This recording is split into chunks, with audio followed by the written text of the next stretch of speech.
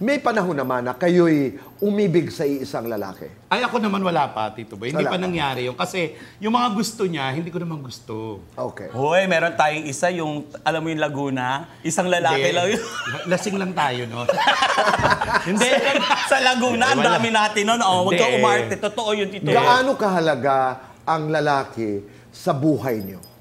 Ako, siya, mahalaga. Hindi naman, mahalaga, Tito Boy. For now, for me, kasi may partner ako ngayon. May partner ako ngayon, no? Gaano na sabi. kayo katagal? 3 years na po. Nice. Kasi yung kinuhang kotse, 5 years. Kaya may 2 years. Hinahabol yun. Nahabol na. Nagalit nga, binakbak yung side mirror.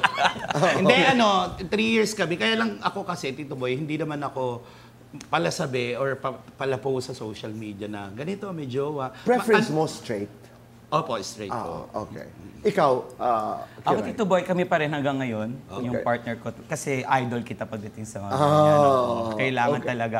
Yung typical na, ano yung natatanaw ng iyong mata, dapat ganong kalawak ang pangunawa mo sa partner mo. And you've been together for quite a while. Yeah, Di ba? yeah, talaga. Alam mo, kaya sobrang blessed. I am very blessed kasi dumating siya sa buhay. Kasi siya nag-ayos ng life ko.